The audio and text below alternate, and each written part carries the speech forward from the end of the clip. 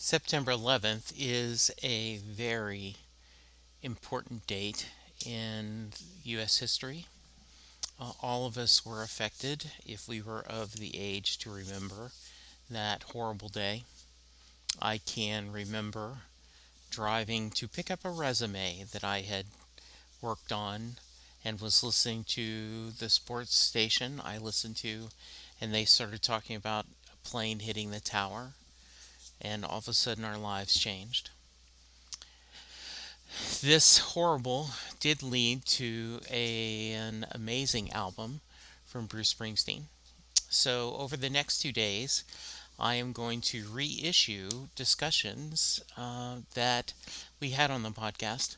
My second ever episode of Set Lusting Bruce was me and Colleen talking about The Rising. And then a few years ago, Jeannie Fino joined me and we talked about The Rising again, and she gave her very personal memories. So these two episodes, back to back, are our memories of our discussions of The Rising. Thank you.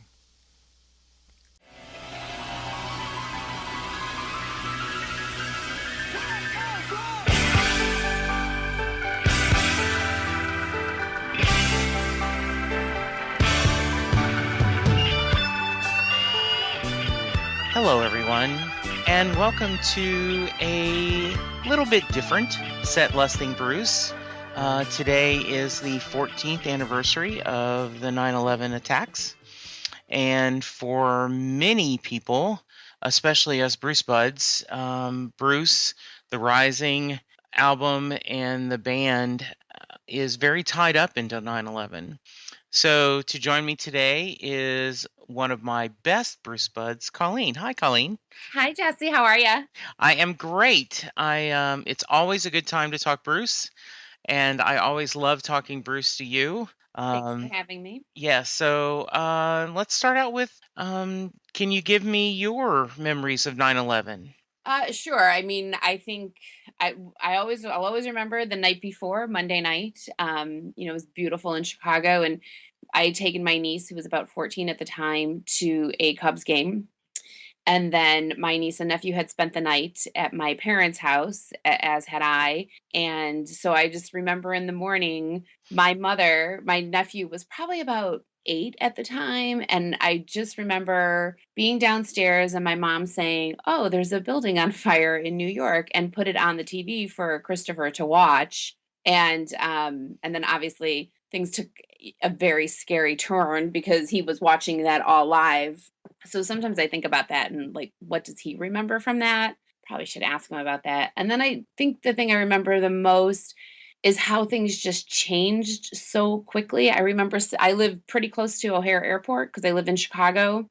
And I remember sitting out on my porch on Tuesday night and just hearing silence, which is something you just don't hear where I live. You just hear constant planes. And how much everything had changed, but I don't think we realized at that moment just how much everything would change. Yeah, my memories are very similar to yours. I had, and I say this with a little irony, at the time I had talked to my wife about getting an upgraded resume. I had been with the company at that time about 10 or 11 years, and headhunters were calling me all the time. Hey, do you have a resume? And so I had gone to a professional resume writer, and I don't remember, but it was, a couple $100. And I was scheduled to pick it up on Tuesday, 9/11. And in fact, for the longest time, that file of my professional resume had the date 9/11/2001 on it. And so I was running early, so I stopped at an Einstein's Bagels, got a cup of coffee and a bagel, and I was in my car and I was listening to the sports station here in Dallas, 1310 The Ticket, and they talked about, wow, there's some kind of, on the radio, there's something happening in New York. And wow, there's smoke. Wow, a small plane must have accidentally hit that. And then, I heard them say, "Oh my goodness, that's not an accident," when the second tower was hit. And so I show up at this, and the resume writer worked out of a home, and so they had the TV on, and we're just staring at it, and just kind of this weird, what's going on? And then I live next to the Dallas Fort Worth airport, and so it's very similar when we sit on our porch. We hear planes all the time, just constantly. And my dry cleaner is around the corner, and he was telling me, he says, I'm looking up into the sky, and there's dozens, if not hundreds, of planes circling. And there's 6 runways in DFW, and you could just watch 6 planes landing at a time. 6 planes landing at a time. And so it was very surreal. Former President Bush was on that same radio station yesterday promoting the 30 for 30 and a golf tournament a charity golf tournament where they talk about that first pitch, at the World Series that he Mm. threw. And, they asked him, was it all a blur? And do you remember? He goes, no, I remember a lot of things. I remember coming into a dead Washington, eerily quiet Washington, D.C. with the Pentagon still smoldering, and no action. He says, and I called my parents, and my mom's like, and I can't remember the city now. And he says, what are you doing there? She says, because you've grounded all the planes. We're stuck.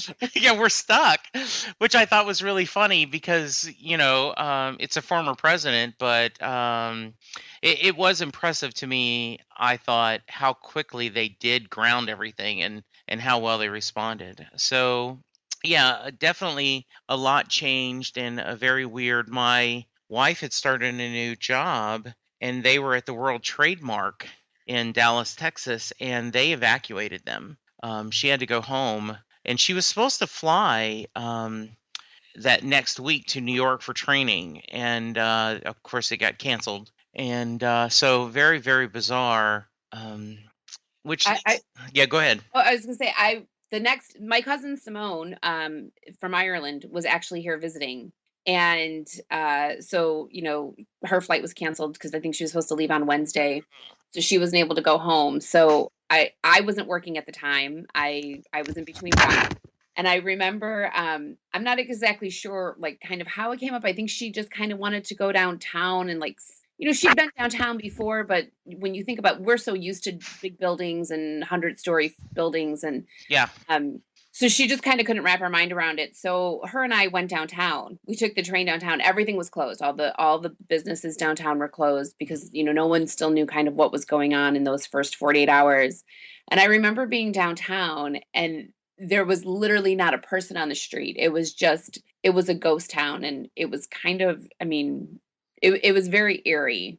And there were like maybe 3 other people that we ran into the entire time we were down there at 1 o'clock in the afternoon on a Wednesday, which is just unheard of. Yeah, it's just very, very bizarre. We had the TV on I was working at RealPage for the time, and we were there, and we had the TV on, and we're trying to figure out what's going on, and it was a very, very surreal time and a really odd time. So we went to New York that December because at the time Linda's company was small enough that they had 3 offices. They had an office in Cleveland, they had an office in New York, and they had just opened the office in Dallas. And Dallas only consisted of Linda and 2 partners. And they said, so for your Christmas party or your holiday party, you can either go to Chicago or you can go to New York. And so Lynn and I had never been to New York, so we flew in December, 2001, and we did not make it all the way down to ground zero, but we talked to a lot of people about how weird it was not seeing the towers. That you could always, it was almost a compass in New York. You could look and go, okay, this is where I am based on, the position of where those are. So very bizarre, very strange. And I've talked in the past that, I was a casual Bruce fan. Nothing major. I vaguely remember him releasing those two albums, Lucky Town and Human Touch, but I don't think I bought either one. Just kind of there. And then something amazing happened. You turn on that following Friday, America, A Tribute to Heroes, and it opens with a harmonica and Bruce saying a prayer for our fallen brothers and sisters. And you hear voices, My City of Ruins, and I was captivated. We're going to have a link to this, and I'll tweet out. I'm sure a lot of people will. Do you remember seeing that? Oh, 100%. Yeah. Absolutely. And just sobbing. Yes. Just thinking, he was sort of the voice you were waiting to hear from a little Yes. bit because of it being New York and New Jersey, and knowing he writes so many songs about the people who live there, of all different kinds of people, Yeah. firefighters, policemen, people who go to work every day, people who work in businesses every day. So he was kind of the voice you sort of were looking to hear, that it was going to be okay. Yeah, I agree. And, it's an odd thing. At the time, my brother-in-law, Clayton, was a firefighter. He's since retired. But in our mind, it was just the job. He worked at a pretty nice suburb of Dallas, Allen, Texas. And so the job to us was just him telling funny stories about people calling in, for medical problems. That the lady was hearing an alarm, and they turned out it was the low battery alert on her meat sensor, like a battery prong that you can put in the meat to tell you if it's, rare, medium, well done. And, the argument back and forth about, why do you got to do, if there's 4 lanes, why do you take all 3 of them when there's an accident and make traffic go down to 1? And he'd always say, as crappy as people drive, you're lucky I give you 1 lane, because That's if I just took 1 or 2, there's a better chance of one of my firefighters getting hit by your car because you're not paying attention. And exactly. and so there was always this joke, and all of a sudden you realized, wow, he has a dangerous job. It never had connected with me. It was just, Clayton was a firefighter, and he started as a paramedic and worked his way up, and he was at the time a captain of the department. And when I talked to him, there's some specialness there.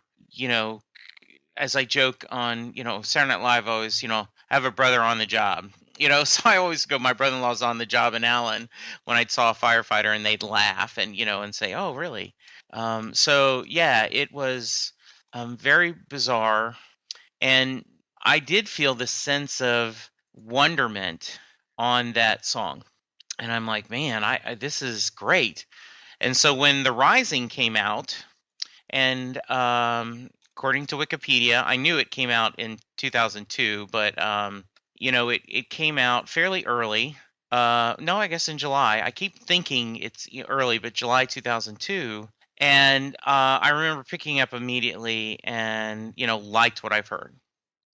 So, Colleen, how about you? Any memories of the album? Right. Yeah, I definitely remember when it first came out. I remember actually going, back then, you still went to record stores and bought CDs. And I definitely remember going and getting it and just probably devouring it for just weeks, and just listening to it, and like just using it to help sort of process all of these feelings and thoughts that we had, because still, even in the weeks after, like, no one really knew what was going to happen, and you just knew that things had really changed forever. Yeah. So yes, I absolutely remember it coming out, and I remember just thinking that it was pretty perfect. Yes. And yeah, and I suppose the rumor is supposedly a stranger in a car stopped next to him, rolled down his window, and said, "We need you." Um, and this was, the band had already gotten together, right? and had recorded a couple tracks for the greatest hits, and they had their um, reunion tour during 2000. So it isn't like this got the band back together, but it was, they were connected already. And, according things, this is his first studio album in 7 years. It was the first E Street band in 18 years. And a little special note for me, that was the first show I saw Oh, him do awesome. in November 2002, here in Dallas, was the Rising tour. Oh, that's awesome. Yeah, and so, it's still, I love the DVD of them, doing it, the one in Europe, right? I'm drawing a blank on the city, but it was really good. And Barcelona. yeah, Barcelona, yes. Thank you. And it's great seeing that tour. And so there is, as much as this is based on a sad argument, there's also, as always, joy in Bruce's music and a lot of good memories. So what we thought we'd do is Colleen and I are going to kind of go through the album track by track, kind of discuss things, and we hope that you guys will enjoy it, and we look forward to hearing your thoughts. I did send out the request, if anyone had any thoughts. So as we're talking, I'm going to be checking Twitter and just seeing. So I may give you a random, "Hey, Colleen, somebody said this." So so we'll go from there. So we start out with "Lonesome Day." Thoughts? I really like this song, and I think that I think it was a good first song for the album. I mean, Yeah. do you kind of agree that it was like kind of Oh, a yeah. thing? I mean, in a lot of ways, it was um, a perfect, song to start out with. I love the kind of slow beginning, and then the full band coming in, makes it amazing. Yeah, I think it is. It starts the album off really well. It certainly is something that sets the tone on the loss and everything. So and I think we've all gone through lonesome days.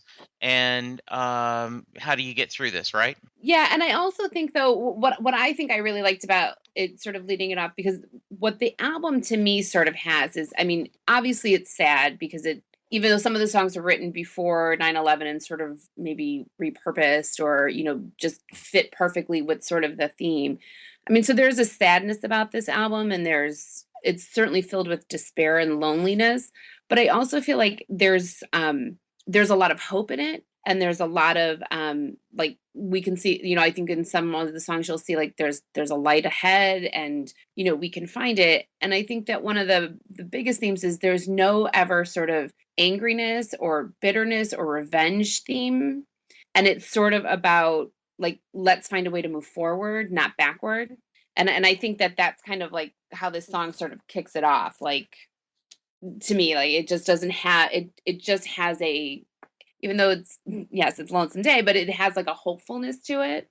Yeah, and I think almost all these songs do. And if I forgive us if we are a little bit redundant, but I think it's important because there are times when people will tell me, "Oh, Bruce is just so depressing," and I go, "Well, I'm not going to say he doesn't have some pretty sad songs, but at the same time, I think there is a underlying feeling of hope and optimism that I'm going to get out of these badlands, and this stuff." So I agree.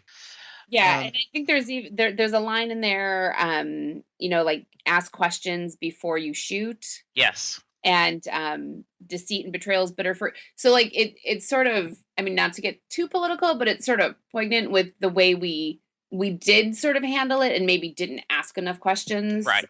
I mean, so it's a No. little bit it was a little bit Madame Marie. Yeah, and it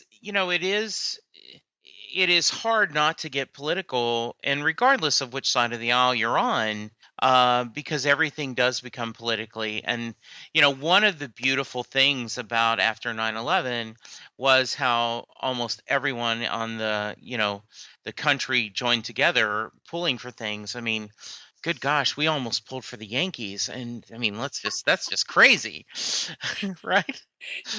And I say that tongue in cheek as a Texas Ranger fan, and it was just kind of interesting and to see. Um, so then we go into The Fire, which is one of my favorite songs. I love the, and I think Bruce does a really good job of using repeating lyrics to help make a point. And this song is almost, a mantra. May your strength give us strength. May your faith give us faith. May your hope give us hope. May your love give us love.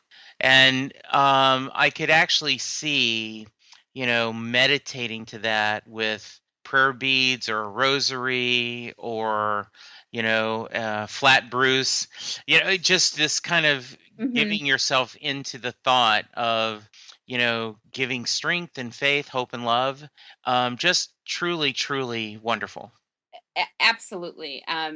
Completely agree. I think that, especially kind of the way the song sort of at the end, there's so much despair of the loss that was Yeah. experienced. But so many stories. And I mean, obviously, the firefighters and the police department, like the stories of the bravery are Yes. unparalleled. But there were also stories of bravery and courage and unparalleled kindness by just people who worked in those buildings who refused to leave friends who couldn't get down, who Yes. probably could have got down on their own, but they stayed behind because they didn't want to leave somebody behind. People who never signed up for that kind of job, they were Yeah. stockworkers or secretaries or what be you. So I think that that sort of the bravery and selflessness of so many people is what helped so many people move forward. Yeah. And it's a cliche at times, and I mean this by no offense, which means I'm going to offend people, right? Anytime you say, I mean no offense. But, it's a very quick thing to say when a sports figure dies or a celebrity dies, and, they'll say, well, God just needed a starting pitcher, so they took him, or Mhm. it is truly someone trying to process. And so I'm mocking the cliche of this, not the thought behind it, not the sentiment.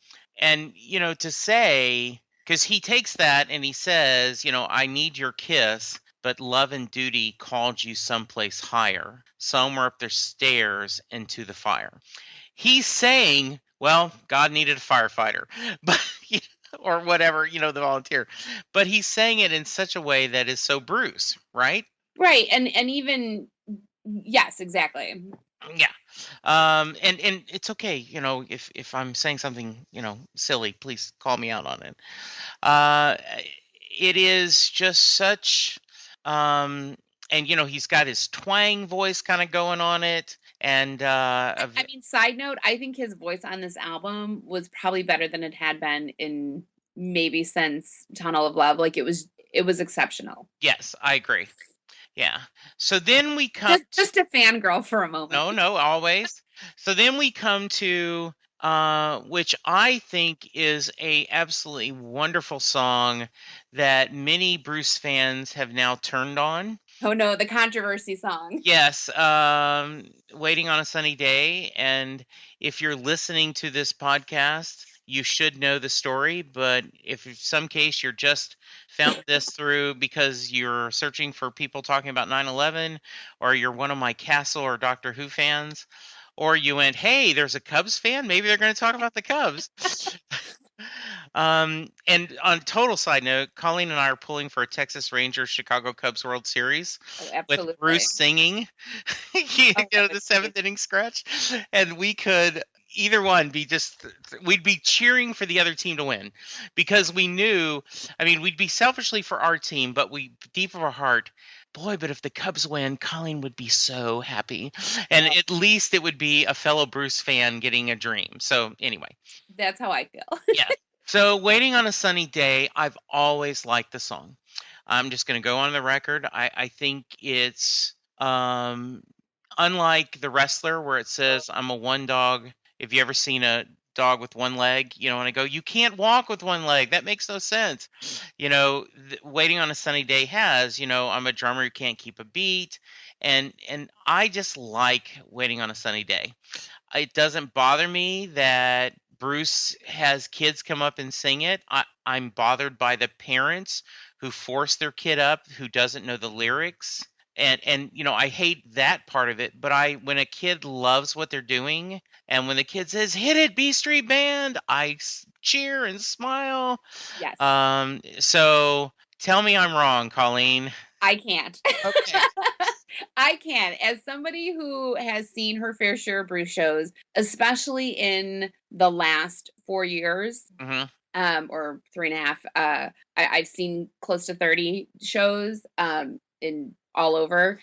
I have two feelings about Waiting on Sunday. I actually like it. I think Bruce loves the kids, and I see the joy in him when he brings them up there and they're great, or even when they're like a little bit shy but still sort of into it. Right. I agree that the parents who put their kids on their shoulders and thrust themselves to the front, especially when you're in the pit, it is very upsetting because Yeah. you can tell a lot of times the kids don't want it. Right. And you have to be respectful to the other fans around you. I mean, we'll make room for you and we'll help you get up there if, but just sort of do it the right way kind of thing. Yes. But I personally love the song, but when he plays it live, it's the end of the main set. Yes. So it does have a sense of sadness to it because like 2/3 of it is over and you're Right. coming down to the last hour, Mhm. so Yes. so now like the Pavlovian response in your brain Right. is, Oh. this song is playing, that means we've only got this many more songs to Right. go. But I think it's joyful, and like I said, I think the band enjoys it. Mhm. We saw him in Detroit with a kid. It was a young kid, a young boy, and they did the knee slide together, Oh. which was fantastic. Yes. In Nashville, we saw him, and he pulled up a kid with a Blackhawks jersey, which Yes. was a no-no, and that was awesome. Mhm. And Melissa, side note, Melissa Nielsen is one of my best friends. We work together, and we go to And we are going to get you two on a future episode of Set Lusting, and we're going to talk about Flat Bruce's adventures. And, awesome. Yeah, because you guys have so many great stories.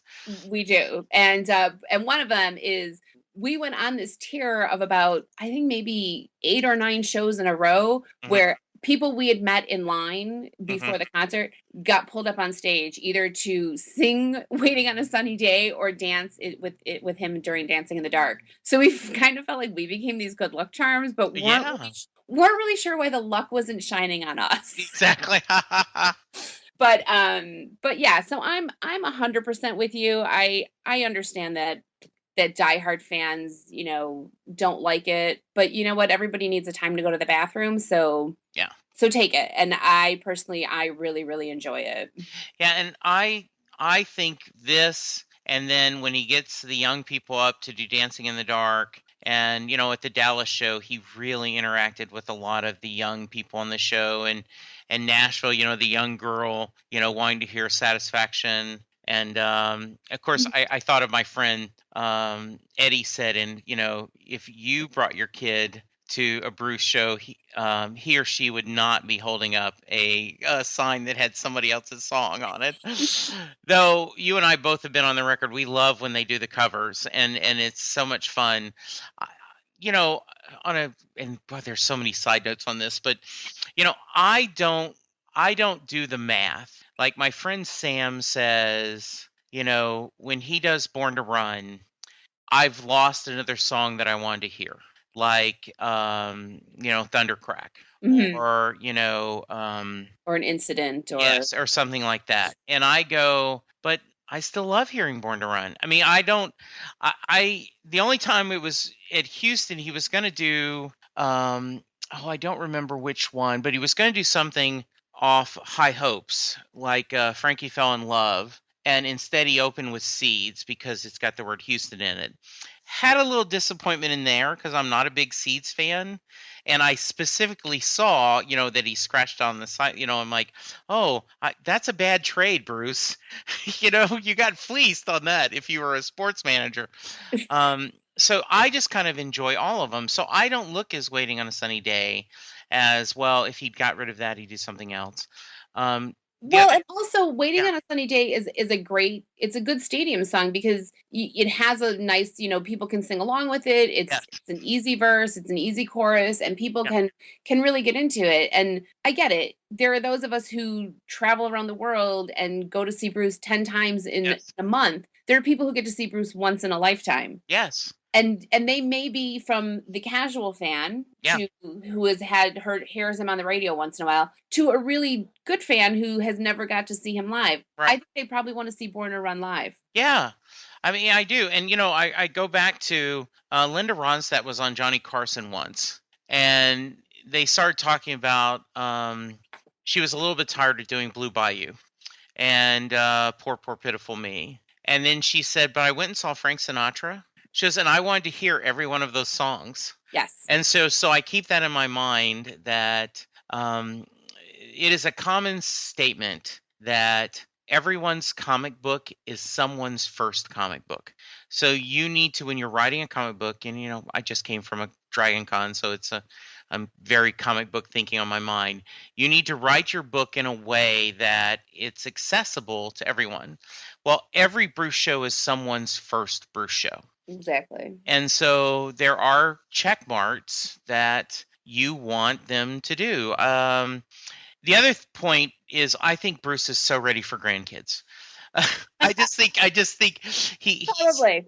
just because he seems to get such joy interacting with the kids, and they He really does. And I think he is even good enough to realize when he gets a kid that has sort of been thrust upon there, yeah, and he'll just sort of do a little bit of the song and then pick them up and throw them back in the audience. yes, But when he has a kid up there who's sort of really embracing the moment, he yes, takes them all around the stage. yes, He does the knee slide with them. yeah, He takes them to one side of the stage to the other. So he's really good at reading the situation as well yes.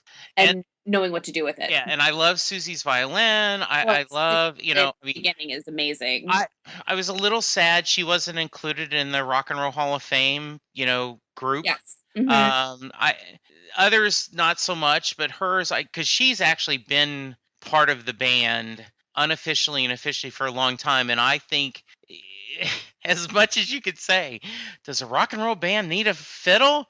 Yes, they do. Yes, they do, especially when that rock and roll band is the E Street Band. Yes, it does. It is like an orchestra. And the Ab- last thing I'll say about Waiting on a Sunny Day, I yes. love in the live, when you see him live, or even when you just, spend 8 hours watching Mm, videos, as I've been known to do, at the end of the like second verse or second chorus, the second time he does the chorus and he throws the guitar, it's like one of my favorite moments. I could literally just watch that like a vine.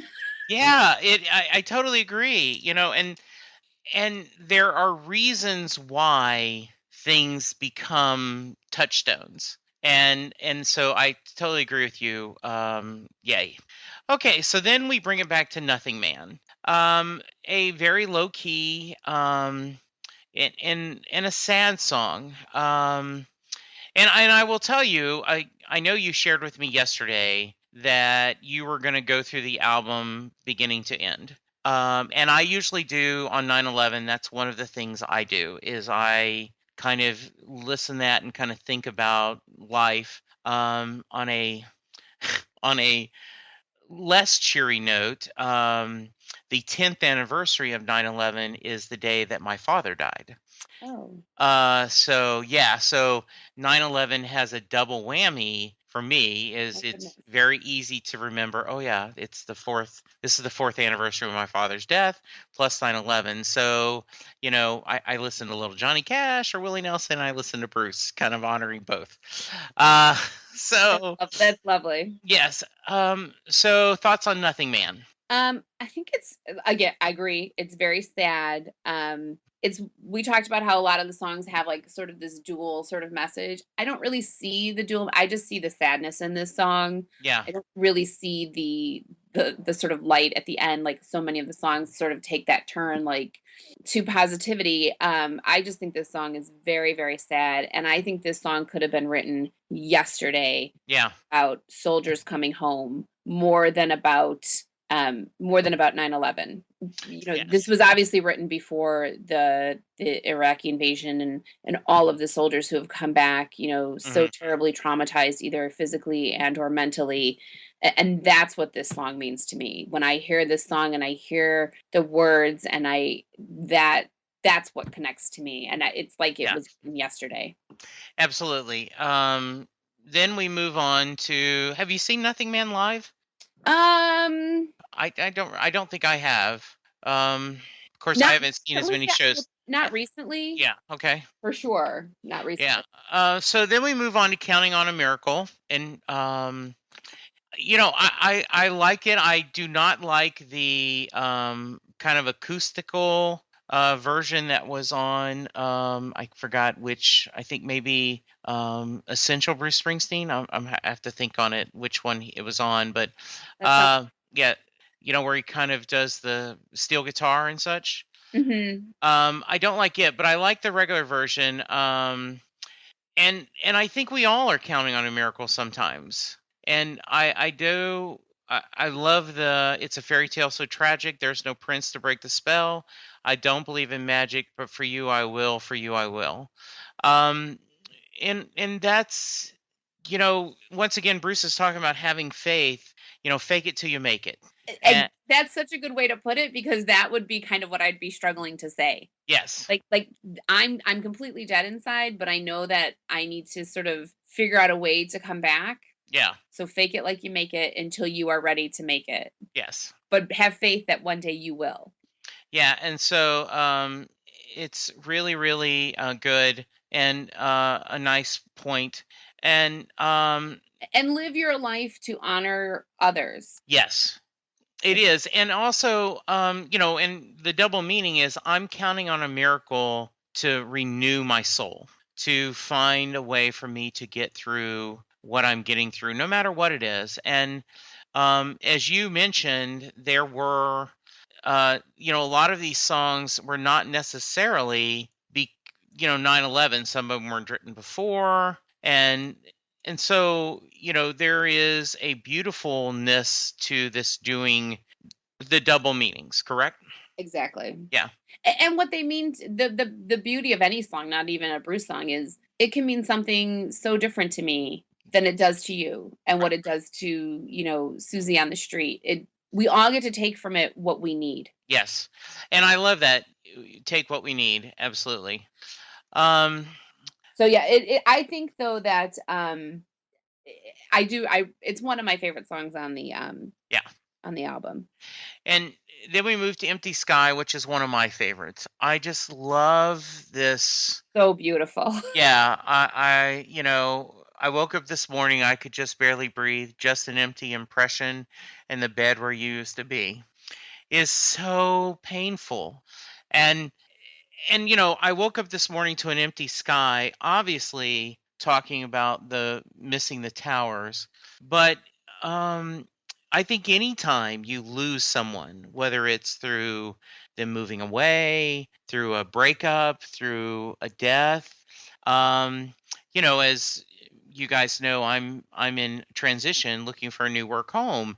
And so, there are many mornings I wake up to an empty sky, and I am counting on a miracle. I mean, I'm all these things that we're talking about are me, searching for this next phase in my life. So, and I love the dynamic of I want a kiss from your lips, I want an eye for an eye. So in the same emotion, I want to feel comfort for you, and I am angry, and I want revenge. Right. It's probably the only song on this that actually sort of has that very distinct, very purposeful eye for an eye Yeah. sort of.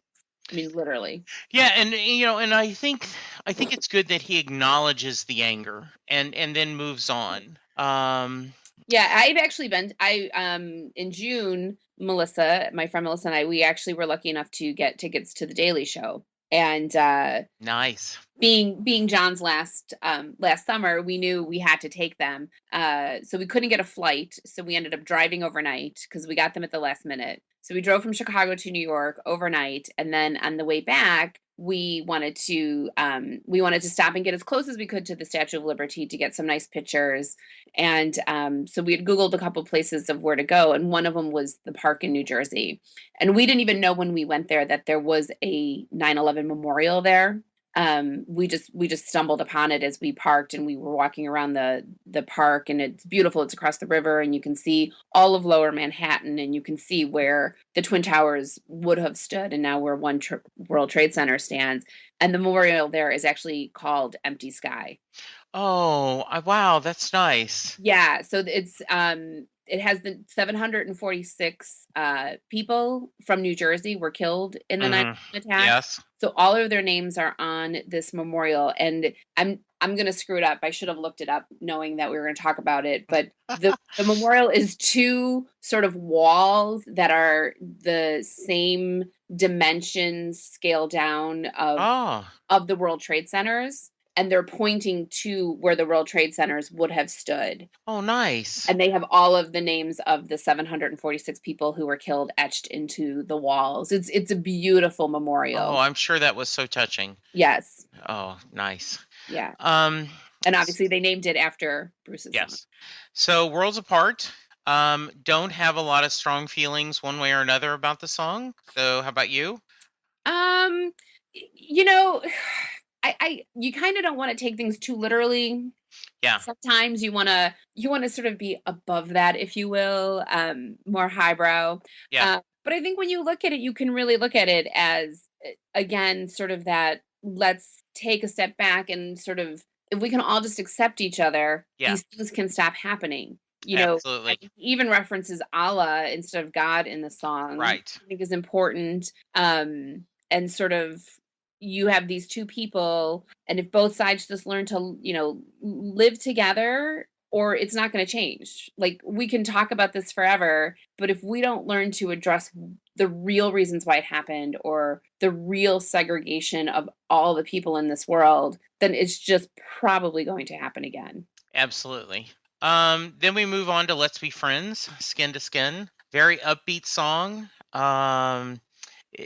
This is a lot of different meanings. In a lot of ways, this is a very, I don't want to use casual, but it is, an upbeat, and it's not as light. And so you can definitely take this two different ways of, where he's kind of talking to a young lady or a friend, or if you carry it on a heavier thing, between people from different worlds and countries. So, any thoughts on that? I thought this song maybe fit the least. Okay, I could see that. And just listening to them, I listened to it twice in the last 12 hours. Yes. So it just sort of, it just, to me, it didn't click with me as some of the other songs where it was so easy to pull themes and thoughts and, sort of how it fits in together. Yeah. This, I think it's sort of along the same themes as Worlds Apart, but it's a little less powerful. Right. And my friend Sam, go ahead. I watch a lot of Project Runways, so I'm going to say this was a fashion collection. I would say there's no cohesion. Right. And, my friend Sam says he thinks at times, like he thinks there are a couple of songs, and I won't try to name which ones, that would have made this a stronger album, and I think, I think that's a fair assessment. I always am, I don't think it just as an album. I think, like, once again, I want every song that Bruce wants to do live. I want to do it, and I'm going to keep listening as long as he wants to keep playing. So it doesn't bother me, because I can always hit skip on the player or the DVD, and so I'm okay with that. Now, further up on the road is something that he's really taken up to, and I love the Session Spans version of that. Oh yeah, absolutely. And it is, I love that, where the way dark and the night is cold, one sunny morning will rise, I know, and I'll meet you further up on the road is just really, I mean, I like this song a lot. Me too. And so I love the melody of it, yes, aside from the lyrics. right. I just there's something about the melody, sort of it just you can almost imagine the lyrics even if you didn't know them, Yeah. just the rise and fall of the song. Yeah, and there is, you talked about John Stewart, and he, talked about Bruce in his kind of final closing, that he thinks of Bruce's career. Bruce thinks his career is a conversation with his audience, and John Stewart says, "I love that," and so I'm just gonna go get something to drink, and I'll see you later. But he could have just as easily said, "I will see you further on up the road." Mhm. There is a hopeness to it, and I 100% agree with that. It's like, I'm really in a dark place right now, yeah, but I know that this isn't permanent, yes, and so, just wait for me. I'll get there. yes, I just need time. yes, And that's fair. it is. So then we get down to the fuse. Um, a little dark for me. I'm It's kind of sexual. yes, I yes, mean, not that a lot of his songs aren't, but it's yeah, overly so. yes. All right. Now I'm kind of ooh. Uh, should we do? You want to expand on that, Colleen, or do we move on? I don't I mean, I don't know how if I could. I mean, Okay. I feel like obviously there's the imagery of a funeral Yeah. and sort of maybe I don't know. I mean, sometimes you kind of want to hesitate before you start reading way too much into something, but like maybe it's a funeral and people who sort of are faced with people who have died obviously very suddenly, very unexpectedly. No one thought on that Tuesday morning that, Yeah. 3,000 people weren't coming home to Hmm. their lives. Yeah. And sort of just, even though you've had this incredibly sad sort of funeral day, you Mhm. also just need to stay really passionate and, really embrace the people that you still have. Yeah. Um, Andrew Greeley, a novelist. I feel like I learned Chicago.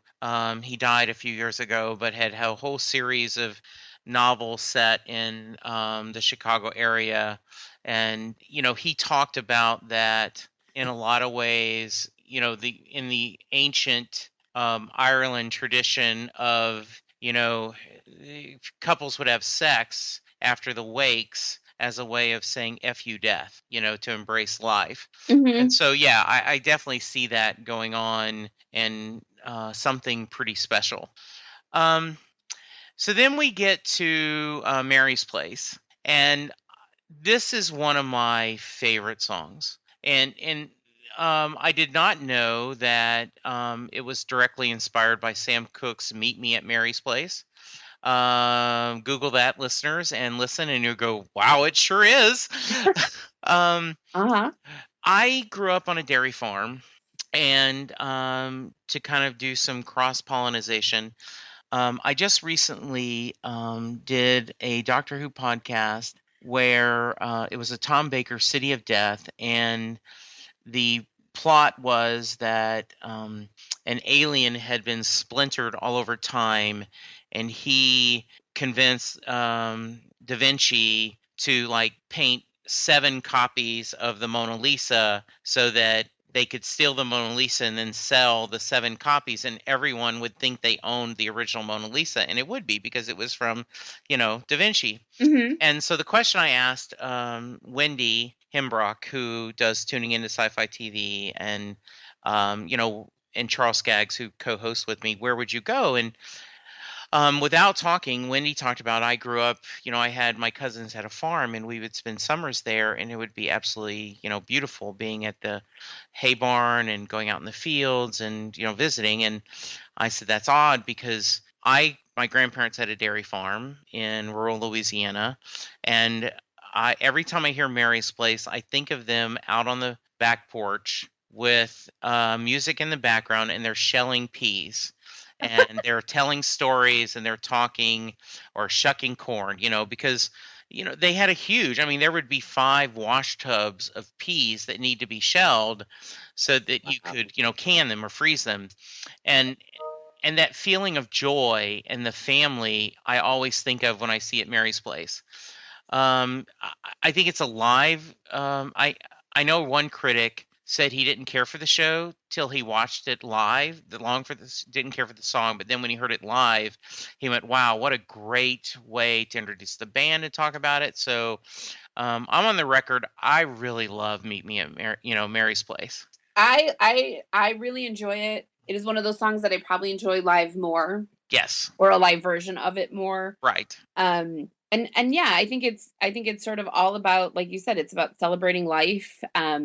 Yes, you need to mourn those that you've lost, but and I still think he's a little bit unsure of how to do that. Yes, So I think the music is maybe a little bit peppier than the message, yeah, which is a nice contradiction. But and yeah, I think it's all yeah, about mourning, but and by celebration. and he does that a lot. As we talk about, we haven't discussed Born in the USA too much, but as Dave Marsh talks about, there's a reason why he made this an anthem. He was trying to do something. He was trying to tell some message because he could have made this a lot, slower paced or something, but he chose for this to have this huge, born in the USA, you know, which kind of countermands, the lyric and story he's trying to tell. So very interesting. Yeah, agreed. And I do remember, in the Rising, he did it live, and it's on my wish list again. I would like to see him do that live again, especially with the newest band, with all the different horns and everything. I think that would be a really great live show. Agreed. Yeah. And any live show would be great. Yes, absolutely. Yes. We'll take anything right now. We are. Yes. So then we move to You're Missing. Ugh, Go ahead. so sad. It is sad. It is. I don't even know if I could talk about it without crying. Yeah.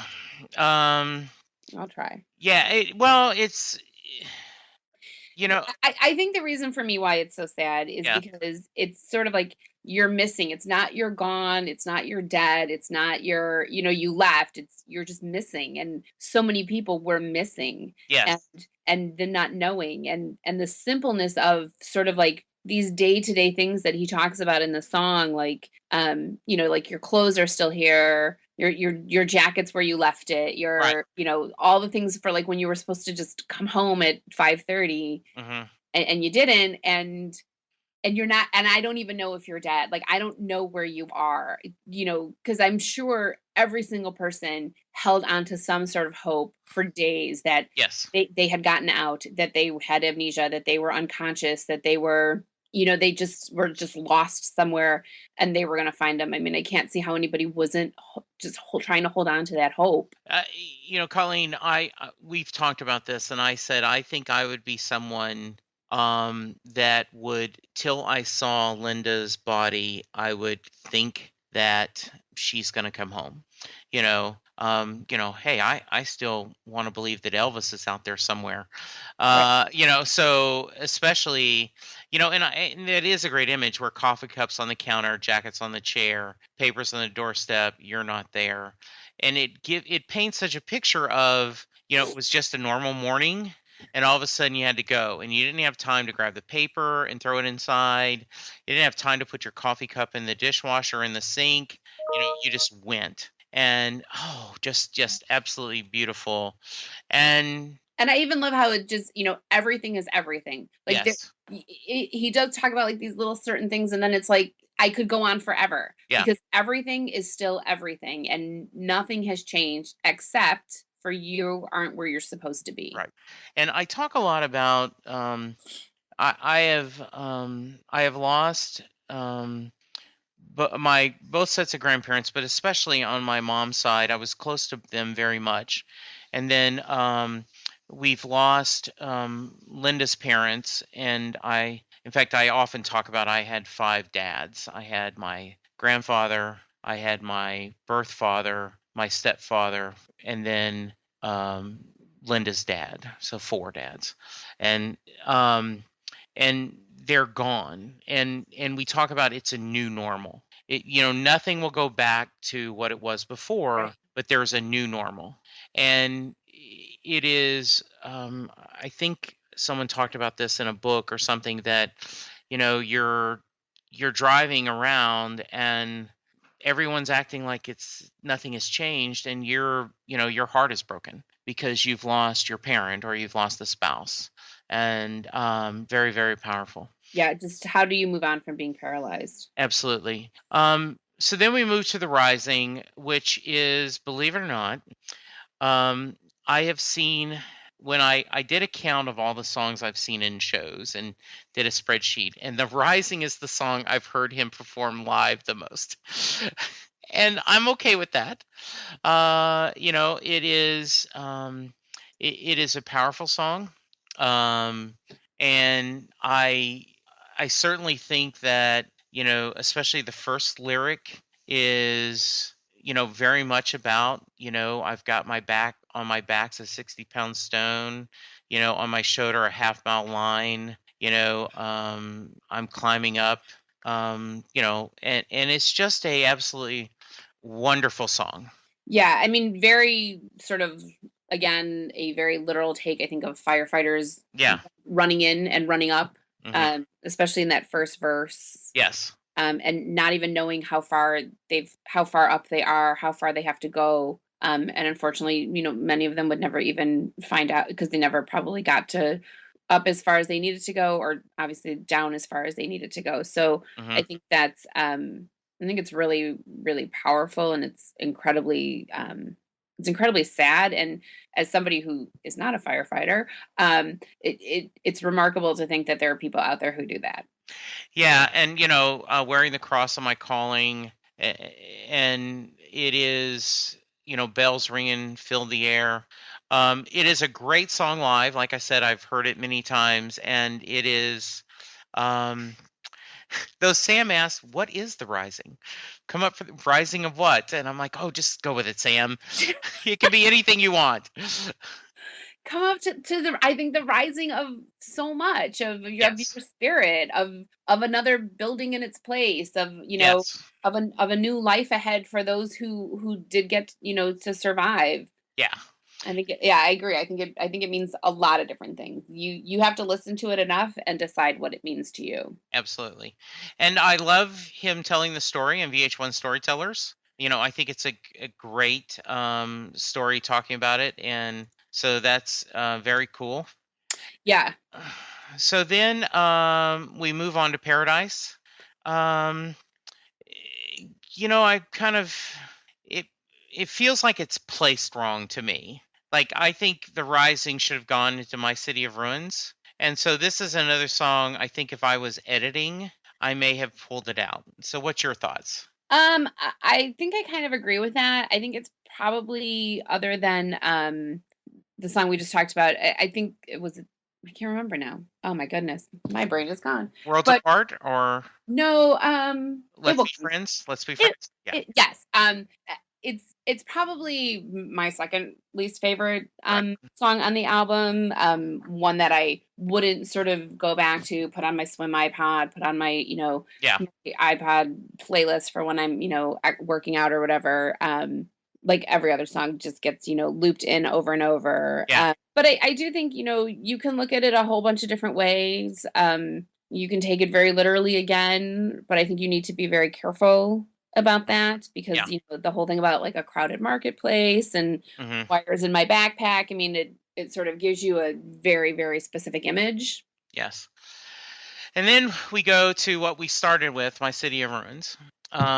Absolutely a, a perfect way to end the album. Um, I I can remember, Colleen, I had I subscribed to Sirius XM and E Street Radio, and it really, if they offered a one channel subscription, that's what I would pay for, because I Same. I mean, not, I guess 98% of the times, every once in a while, I may, switch over to something else. But, and the sad thing is, my car has a hard drive, my system. So I have, practically every Bruce song on the hard drive, so I could build my own, E Street, sound list, checklist, and play the songs. But I love E Street, and I love the different shows and the live shows and things. So anyway, they're going to do the tour, and Sirius is talking about doing the Apollo Theater, right? Mm-hmm. And so I got an online subscription, and I didn't listen to it live because it was Friday night, and my wife and I were doing things. And then they replayed it, and I plugged in my earphones, sitting in front of my computer. And when they did the City of Ruins, and when he says, "Are we missing anybody?" I started to cry. Yes. I just and I love the idea, and I hope I don't get it wrong. If you're here and we're here, they're here. Exactly. And when we're having a family get together, I always think of that. If you're here and we're here, they're here. Be it my grandparents, my father, people who couldn't make the trip that are alive, but just couldn't be there for Thanksgiving or Christmas and opening day, whatever religious holiday you want to celebrate. Uh, and All celebrate something. exactly. And it is such a sweet song, a sad song, but hope and, rise up, rise up. And Yeah, it's beautiful live. yes, You feel like the entire stadium gets smaller, and you all kind of like just sort of pull together, yes, and you want to you want to rise. Yeah, you want to do that together, kind of thing. It's obviously can be tied to so many things. It could be tied to 9/11. It could be tied to so many cities in the country that are just suffering, like a Detroit or a Cleveland, that are suffering from terrible, the economic turn. yeah. I was in, we have friends in New Zealand, Hmm. and my dad and I went to New Zealand a few years ago to visit them. And then we rented a car and we drove around all the North and South Island. And the day we were leaving, we were in Christchurch, and they had a massive 7.4 earthquake, which, Hmm. was a terrifying thing to experience. And our friends in New Zealand sent us like a DVD that had been put together about what had happened in Christchurch, and the devastation Yeah. there. It was terrible. No one even lives there anymore, and that's the song they used on the DVD. Oh, absolutely. So I think so many people have pulled it to sort of, because it fits so many different. I know he sang it after Sandy. Yeah. Because it really just kind of fits, and sort of like, yes, my city's in ruins, but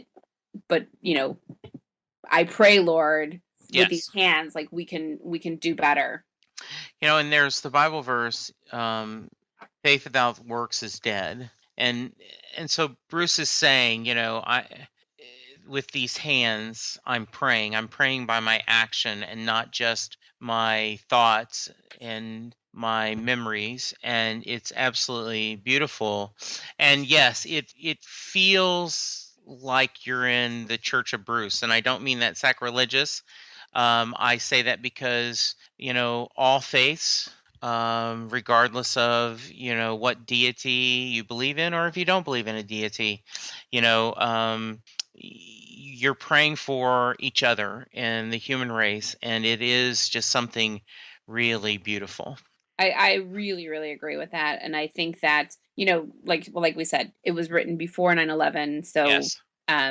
it is that just resounding theme. Yes. Absolutely. Um, yes. So, and then the album's over. Get to be sad all over again. Yes, it is. So any final thoughts before we kind of close it up? Yeah, I mean, I think this is one of his strongest albums. I really do think that I love the story you told, like the folklore story of somebody rolled down their window and said, Yeah. we need you. And while it may or may not have happened exactly like that, I'm Hmm. sure he heard all the people sitting in their living rooms or on their back porches listening to a silent sky, Yeah. thinking it at least. Yes. That we need you. So and to be able to have so many songs already sort of written that tie into sort of a theme of this was just, it's remarkable. And I just really think that it shows how timeless Bruce's music is, and how you can just really apply it to be sort of the soundtrack of your life. It can really reflect on all of these different moments. And I think it's really powerful. Yeah, I do. And I also, there is so much, this is amazing how much so many songs have made the live shows, and that he does this fairly often. And it is ultimately an album of healing. And in a lot of ways it said, Bruce Springsteen and E Street Band are back, and they are still who you thought they were. And I think music has changed so much that, he'll never be the, icon of the 80s, but he has accepted his role as a senior statesman of the gospel of rock and roll, and is living his life and telling his music, and you gotta love it. Yeah, and one of the things that made me think about the Rising recently was Ted Cruz, who is running for president of Yes. the United States. He was doing an interview, and they were asking him about what kind of music he likes, and he said that now he only listens to country music because country musicians were really the only people who sort of were able to sort of address 9/11 in a way Oh. that made sense to him, or that was, Mhm. like meaningful in any way. And I thought, if I cared about you enough, I would send you a copy of Yes. Rising. Yeah, But I not to stay off politics, but yes, you now go, okay, yeah. you've kind of lost my vote. It's kind of like when I worked with a guy, and my text alert is the chirp that the Enterprise, the Star Trek communicator makes. And it chirped once in a meeting. He says, "Is that a bird?" And someone said, "Wow, you just lost any chance of getting promoted."